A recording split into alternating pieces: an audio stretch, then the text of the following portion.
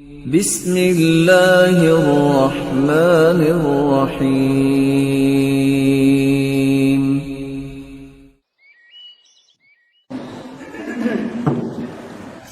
الحمد لله رب العالمين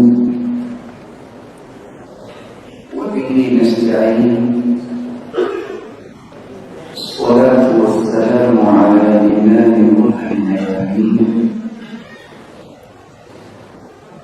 وعلى آله وصحبه أجمعين أما بعد أعوذ بالله من الشيطان الرجيم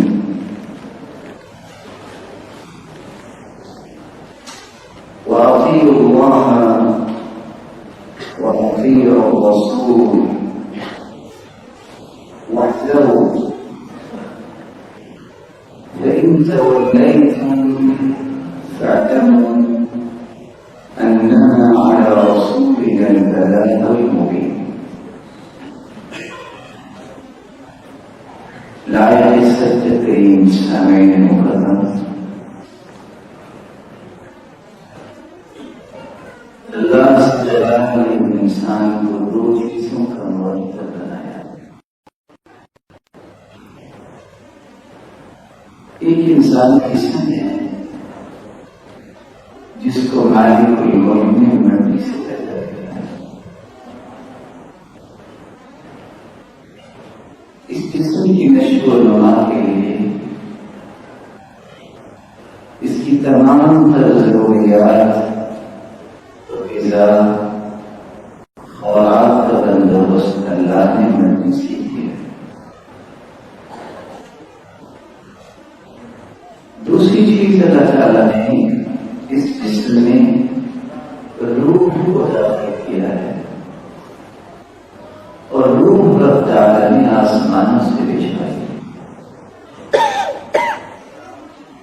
آج کی سائنس 22.5 گرام اس کا وزن پیش کرتی نظر آتی ہے، لیکن حقیقت اللہ کے گھر میں ہے. روح جو کہ آسمانوں سے آئی ہے، اس روح کی غذا اور اس کی ضروریات کا بندوبست بھی اللہ تعالیٰ نے آسمان سے کیا، جس کو وحی بھی کہتے ہیں، جس کو قرآن بھی کہتے ہیں، اور جس کو شریعت بھی کہتے ہیں. اس بات میں تو رائے نہیں، مٹی سے بنائے گئے جسم کی غذا کا خیال نہ کیا جائے، یہ جسم بیمار ہو جائے، لاغر ہو جائے. اسی طرح روح کی غذا کا خیال نہ کیا جائے تو روح بھی بیمار ہو جائے. اور اس بات میں بھی دو رائے نہیں ہے کہ انسان کا جسم جتنا بھی توانا ہو، طاقتور ہو، خوبصورت ہو، اگر اس جسم کا رشتہ اور ناطہ روح سے توڑ دیا جائے تو اس جسم کی کوئی قیمت نہیں ہے. باپ بھی کہہ رہا ہوتا ہے ذرا جلدی کرو، مہمان نے نمازی کی بات واپس جانا. بیٹا بھی کہہ رہا ہوتا ہے جلدی کروا دیں، لوگوں نے واپس جانا ہے. اس سے پتہ چلا کہ اصل انسان کی قیمت جسم کے ساتھ نہیں ہے، روح کے ساتھ ہے. کل شيء يرجع إلى أصله. یہ قانون ہے، ہر روز کی جو چمچ سے آئی ہے اسے پلٹ کے مٹی سے بنایا ہے. ایک نہ ایک دن مٹی ہی واپس کرنا ہے، اور آسمانوں سے آنے والی روح اسے واپس جانے کے لیے دعوت کی ضرورت ہے. لیکن اس کی طاقت کیسے میسر آتی ہے جب انسان زندگی کے لیل و نہار کو اللہ کی مرضی کے مطابق گزارے. ایسے لوگ جب آسمانوں کی طرف واپس جاتے ہیں تو اس سے ہر آسمان پہ خوش آمدید کہا جاتا ہے، اس کا استقبال کیا جاتا ہے. لیکن اگر اس روح کی دعوت کو مہیا نہ کیا گیا تو جسم تو شاید مٹی کے پہلے ذہن ہوتا ہے، لیکن اس روح کو قیدی بنا کر ساتوں زمینوں کے نیچے سجین نامی جیل میں بند کر دیا. اللہ جلال ہمیں محفوظ کر. اللہ تعالیٰ نے جہاں انسانیت کی تخلیق اس طرح فرمائی ہے، اس کے رشتوں و ہدایت کے لیے اللہ جلال نے بندوبست کروایا ہے. 1,24,000 پیغمبروں کو مبعوث کروایا، جن میں سے 315 رسول ہیں. رسول اس کو کہتے ہیں جو نئی شریعت لے کے آتا ہے، اور نبی اس کو کہتے ہیں جو سابقہ شریعت وہی لے کے چلتا ہے. پھر ہر پیغمبر کو اللہ تعالیٰ نے قومیت کی رہنمائی کے لیے، اس کی توجیہ کے لیے وحی کے ذریعے احکامات کی کتابیں بتائی، بطور دستور، بطور آئین. وہ کتابیں انبیاء علیہ الصلاۃ والسلام نے اس کی روشنی میں لوگوں کی تربیت کی. جن لوگوں نے اللہ کے پیغمبروں کی بات مانی ان کو حواری کہا گیا اور ان کو اصحابی کہا گیا، اور صلی اللہ علیہ وآلہ وسلم کی صحبت اختیار کرنے والے ایمان کی حالت میں ان کو صحابہ کہا گیا. رسول اکرم صلی اللہ علیہ وآلہ وسلم جو مخلوق میں سے ذات کے اعتبار سے سب سے اعلیٰ ہیں، صفات کے اعتبار سے بھی سب سے اعلیٰ ہیں، زندگی کے ہر طور طریقے کے اعتبار سے جو سب سے اعلیٰ ہے، تو حق یہی تھا جس کا اللہ نے حکم دے دیا کہ تم اطاعت کرو تو میری اطاعت کرو، اور اطاعت کرو تو میرے رسول کی اطاعت کرو. اور ڈر جاؤ اگر تم نے میری اور میرے رسول کی اطاعت نہ کی، تو یہ یقین کر لو انما علی رسولنا البلاغ المبین، پیغمبروں کا کام کو پہنچانا ہی ہے. جو مان لے اس کی خیر، جو نہیں مانتا تو پیغمبروں کی باتوں کو نہ ماننے والوں کا انجام تو ہو جاتا ہی.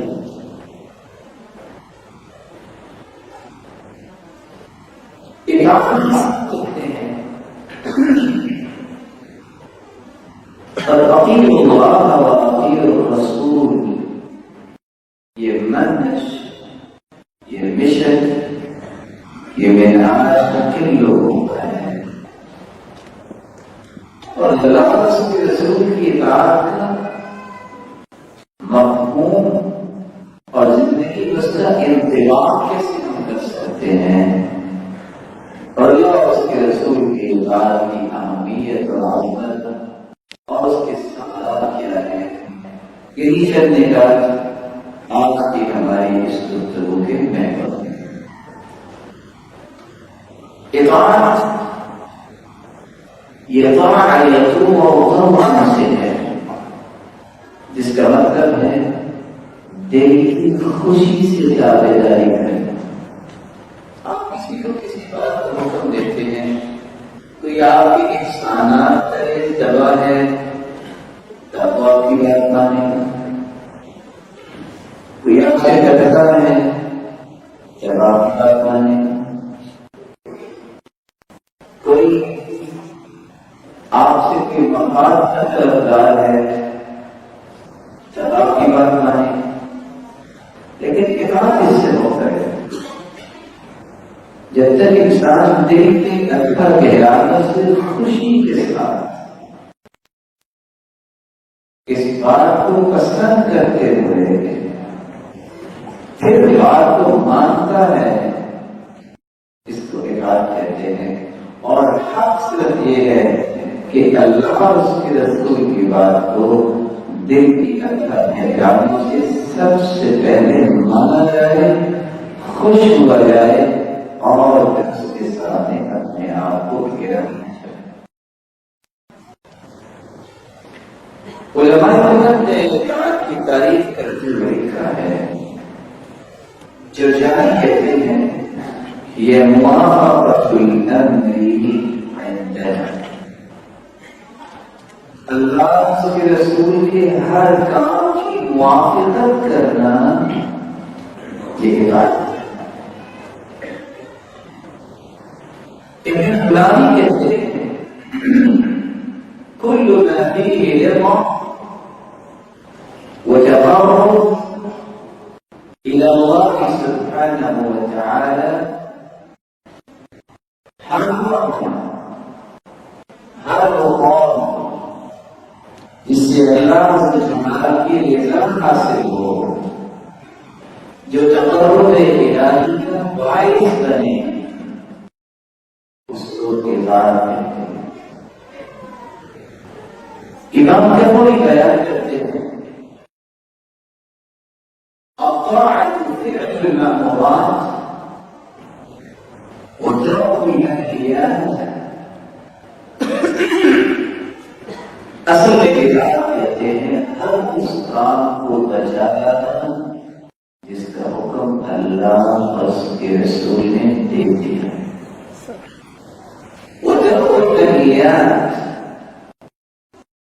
اور اس چیز سے رک جانا جس کام سے اللہ اور اس کے رسول نے روک دیا ہے. ابن غلامی کہتے ہیں اطاعت کا مفہوم یہ بھی ہے هي الامتثال ظاهرا والرضا باطنا لحكم الله ورسوله.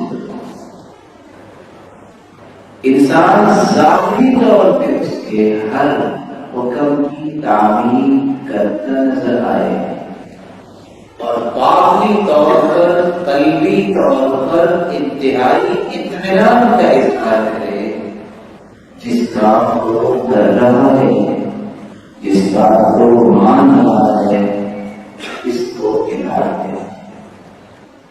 اللہ تعالیٰ نے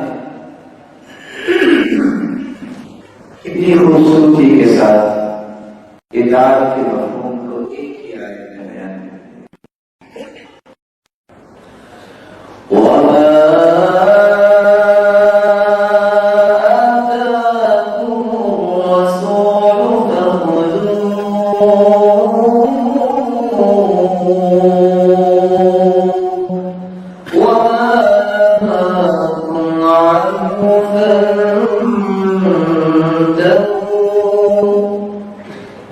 جس چیز کو اللہ تعالیٰ نے حکم دے دیا ہے،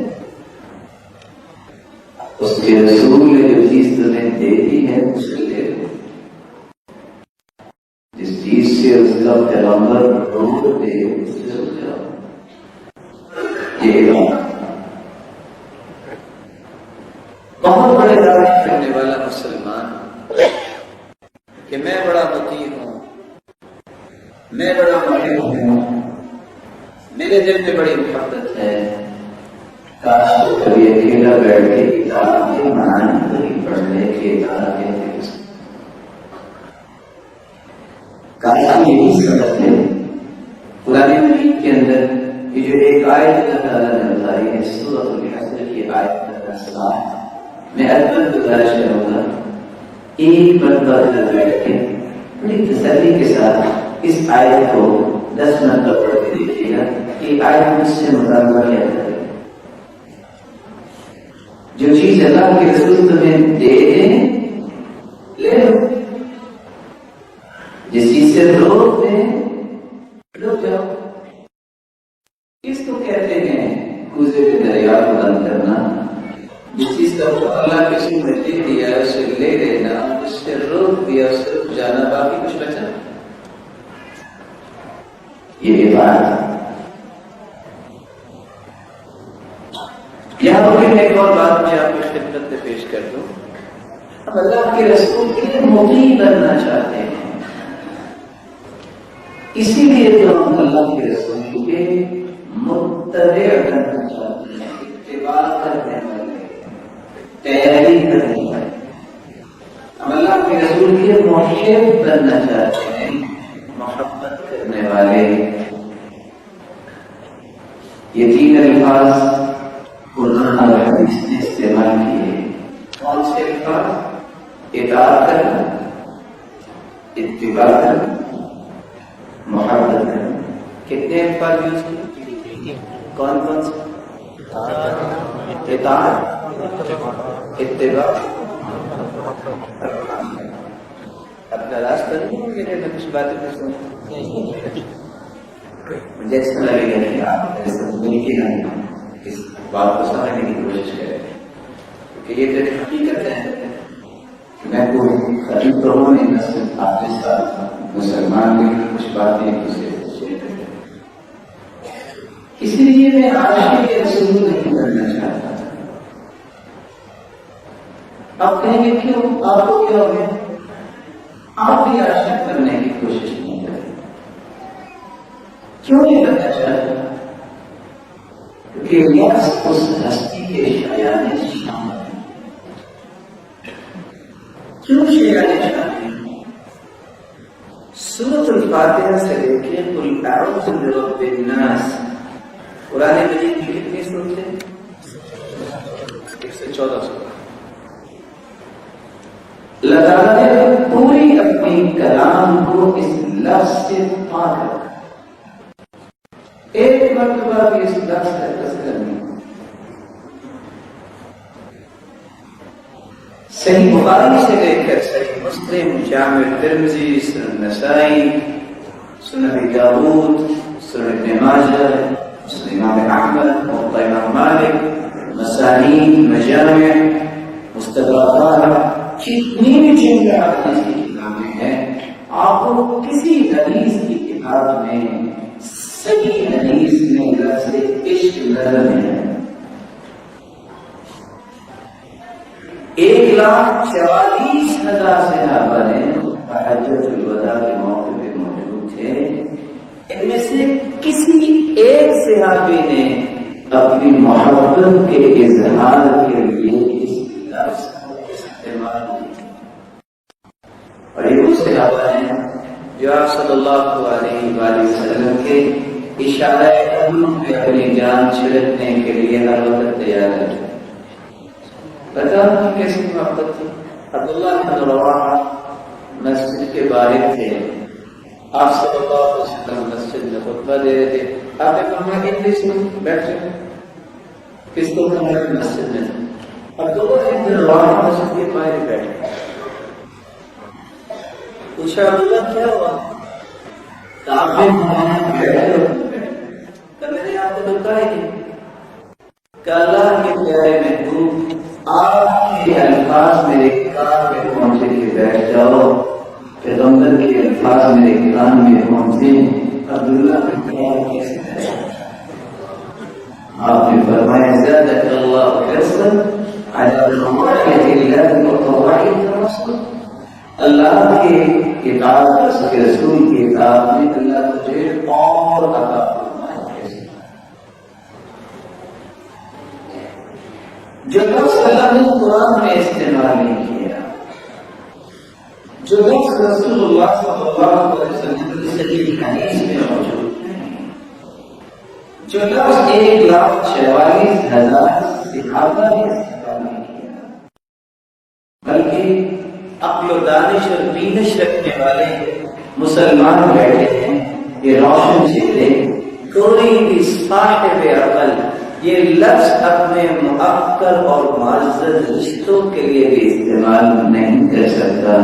کبھی آپ نے سنا ہوگا کہ کسی شخص نے کہا ہو کہ مجھے اپنی والدہ سے عشق ہے، بیٹی اور بہن سے عشق ہے، کسی نے بولا؟ یہ لفظ ہم اپنے لیے استعمال کرنا پسند نہیں کرتے، اس ذات کے لیے جیسی ذات اللہ نے نہ آج تک پیدا کی ہے نہ قیامت تک پیدا ہو سکے گی، کیا یہ اس کے شیان شان ہے؟ اس لیے تو قرآن نے حکم دیا ہے لا تجعلوا دعاء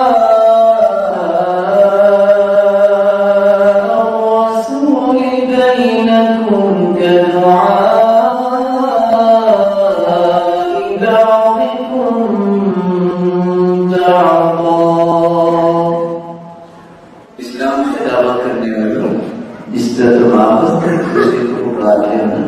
اس طرح سے بہت عظیم ہستی ہے، اس کے ساتھ وضو کرنے کی کچھ آداب ہیں، اونچی آواز نہیں کرنی، وہ القرآن استعمال نہیں کرنے جو آپس میں تم بول دیتے، بلکہ اللہ جلال نے اس ہستی کی عظمت کو کس کس انداز سے دنیا کے سامنے رکھا، حکم کیا بھیا لا تقولوا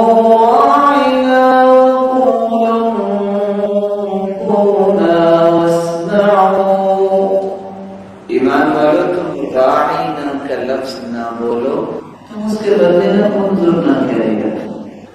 اب رائنا کا بھی وہی معنی ہے، انظر نہ کا بھی وہی معنی ہے۔ اللہ تعالیٰ نے رائنا کے لفظ سے کیوں روک دیا؟ کیونکہ دشمنان اسلام اور رائنا کی بجائے رائنا کہتے تھے، ہمارے چرواہے۔ تو جہاں اللہ کے رسول کی توہین کا پہلو آیا، اللہ تعالیٰ نے اس دروازے کو ویسے ہی بند کر دیا، فرمایا یہ لفظ تم نے بولنے ہیں۔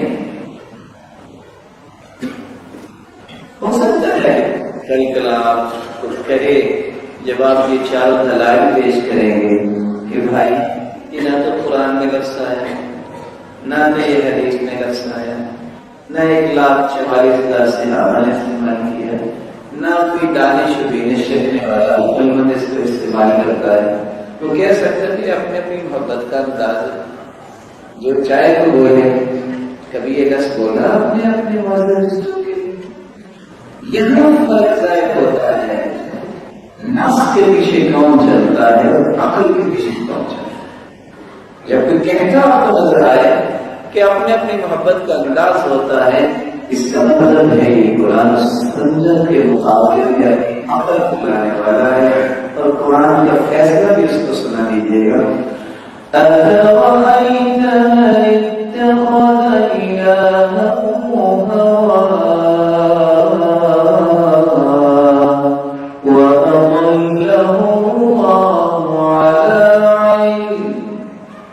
جس نے اپنی خاص کو غلام بنا دیا، جو اپنی خاص کا ہی غلام بن گیا، اللہ فرماتے ہیں دنیا جہان کا علم اس کے پاس آ جائے، جو خواہش کا غلام ہوتا ہے اس کو ایمان ہمیشہ گمراہ ہے۔ خواہش کے پیچھے نہ چلیے، اپنے من کے غلام مت بنیے، رب شاہی کو مانیے، من چاہیے کے پیچھے نہ رہے۔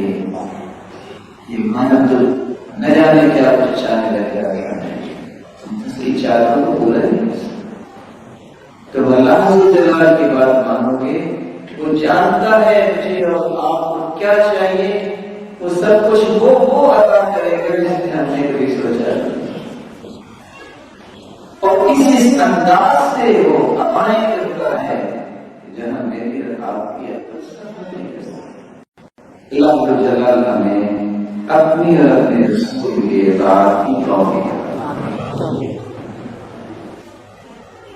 اطاعت کے باب میں 4 لوگ ہیں اطاعت کرنے والے مختلف انداز۔ ماحولی نہیں کرتے ہیں کہ دنیا کے اندر 4 لوگ ہیں اطاعت کے اس باب میں۔ کچھ لوگ ایسے ہوں گے نہیں لك الطاعات ويحث على ارتكاب المعاصي. سب سے اعلیٰ درجے کے وہ مسلمان ہیں جو اللہ اور اس کے رسول کی ہر بات کو ماننے کے لیے ہر وقت تیار ہے. اب اللہ اور اس کے رسول کی نافرمانی سے بچنے کے لیے ہر وقت تیار ہے. یہی وہ ہستیاں ہیں جن کو اللہ نے اپنا محبوب بنا دیا ہے. یہی وہ ہستیاں ہیں جن کو اللہ نے اپنا تقرب بنا دیا. یہی وہ ہستیاں ہیں جو دنیا سے جو چلی جاتی ہیں وہ مٹی میں مٹی ہو جاتی ہیں لیکن ان کی نیکیاں اور ان کے تذکرے باقی ہوتے ہیں. یہی وہ ہستیاں ہیں جو زمین پہ چلتے پھرتے بھی ہیں, سو بھی جاتے ہیں, لیکن 24 گھنٹے اللہ ٹریلین فرشتوں کے ذریعے ان کی بخشش مغفرت اور برکت کی دعائیں کرواتے رہتے ہیں. یہی وہ ہستیاں ہیں جن کو دیکھ کر رب یاد آتا ہے. انہی ہستیوں کو اولیاء اللہ کہتے ہیں. اولیاء اللہ الذین اذا ذکر اللہ, ایسے اللہ کے ولی ہیں جن کو دیکھ کر رب یاد آتا ہے. یہی وہ ہستیاں ہیں کہ اللہ ذوالجلال آسمان کے تمام فرشتوں کے سامنے ان کی تعریف بھی کرتے ہیں اور ان کے بارے میں فرشتوں کو گواہ بنا کے کہتے ہیں, گواہ رہنا میں نے ان کو اپنی جنتوں کا وارث بنا دیا. کیسے لوگ لیے سعید بن مسیب رحمہ اللہ کہا کرتے تھے 4 سال ہو گئے, مؤذن اذان بعد میں کہتا ہے میں پہلی صف میں پہلے بیٹھا ہوں, میں پہلی صف میں بیٹھا. وہ کیسے تھا انسان ابن سناع کہتے ہیں 40 سال ہو گئے میں نے ایک نماز بھی بغیر جماعت کے نہیں پڑھی. وہ کیسے سلیمان ابن مہران ہوں گے؟ احمد کہتے ہیں 70 سال ہو گئے میری تکبیر اولا فوت نہیں ہوئی.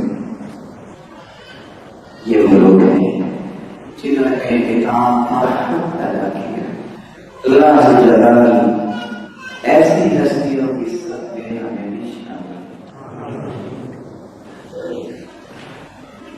دوسرا جو اطاعت کے باب میں وہ ہے من يمتنع من فعل الطاعات ويقدم على اجتناب المعاصي وهي اخبث احوال المكلفين. یہ وہ لوگ ہیں جنہوں نے کبھی بھی اللہ اور اس کے رسول کے اطاعت کی ضرورت نہیں سمجھی. ظاہر ہے نام کی وجہ سے کبھی بھی برائی کو برائی نہیں سمجھی. کائنات کے اندر سب سے خبیث گروہ ہے اللہ جلال نے محفوظ فرمایا. اس لیے قرآن کہتا ہے وَلَا نُقِيمُ يَوْمَ الْقِيَامَةِ وَزْنًا, کافر کو بغیر حساب کے جہنم میں ڈال دیا جائے. اس کی نیکی ہے کیا؟ اس کا نیک عمل ہے کیا؟ اس کا وزن ہی جس طرح بعض مسلمانوں کو بغیر حساب کی جنت میں اللہ تعالیٰ تعریف فرمائیں. حدیث میں آتا ہے وعد لربی أيدخل بالمؤمن 70,000 من لا حساب عليهم ولا عذاب. میرے رب نے مجھ سے وعدہ کیا ہے میرے محبوب تیرے امتیوں میں سے میں 70,000 لوگوں کو بغیر کسی حساب کے میں ڈالتا ہوں. میں آپ کی روایت 70,000 اور دوسری روایت میں آتا ہے 70,000 میں سے ہر ایک کے ساتھ مزید 70,000. 70,000 کو 70,000 میں ملٹیپلائی کریں کتنا بنے؟ 4 لاکھ.